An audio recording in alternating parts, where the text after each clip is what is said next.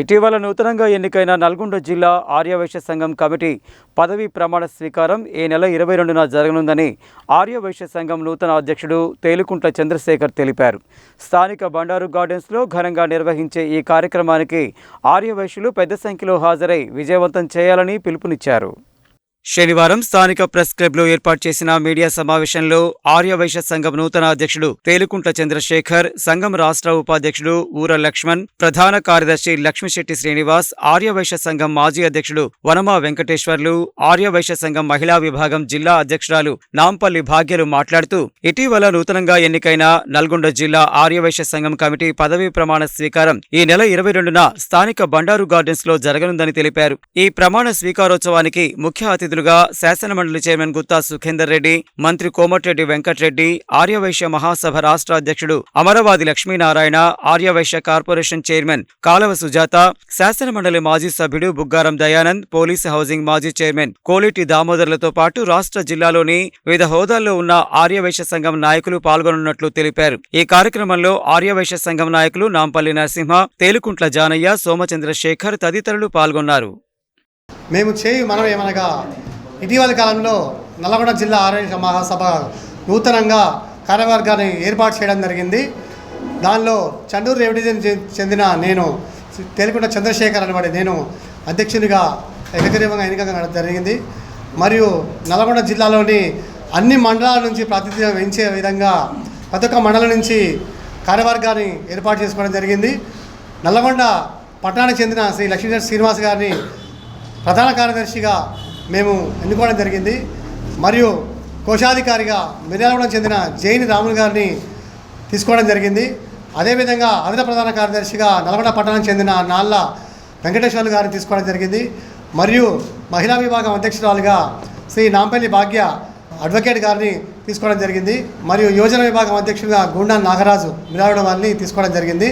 వీరందరినీ కలిసి రేపు 22 తారీఖు డిసెంబర్ బండారు గార్డెన్స్ నల్గొండ నందు ప్రమాణ స్వీకార కార్యక్రమాన్ని ఏర్పాటు చేయడం జరిగింది. వీటికి ముఖ్య అతిథులుగా ఆర్యవైశ్య మహాసభ రాష్ట్ర అధ్యక్షులు అమరవాది లక్ష్మీనారాయణ గారు ముఖ్య అతిథిగా విచ్చేస్తున్నారు.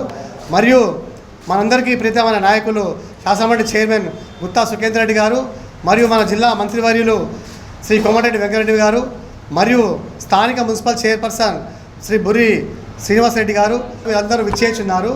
ఇట్లాంటి కార్యక్రమాన్ని ప్రతి ఒక్క ఆర్యవైశ్యుడు పాల్గొని విజయప్రదం చేయగలరని ఈ పత్రికాముఖంగా మీ అందరితో కోరుతూ సెలవు తీసుకుంటారు. రేపు మా ఆర్యవైశ్య మహాసభ నూతన అధ్యక్షుడిగా తేలుకుంట్ల చంద్రశేఖర్ గారు, జనరల్ సెక్రటరీగా లక్ష్మణ్ శ్రీనివాస్ గారు, అదనపు ప్రధాన కార్యదర్శిగా నాళ్ళ వెంకటేశ్వర్లు గారు, మహిళా విభాగ అధ్యక్షురాలుగా నాంపల్లి భాగ్య గారు, యువజన సంఘ అధ్యక్షుడిగా గుండా నాగరాజు గారు, మరియు జిల్లా నుంచి ప్రతి మండలానికి ప్రాతినిధ్యం వహిస్తూ ఉపాధ్యక్షులు, కార్యదర్శులుగా అందరినీ మేము నియమించుకున్నాము.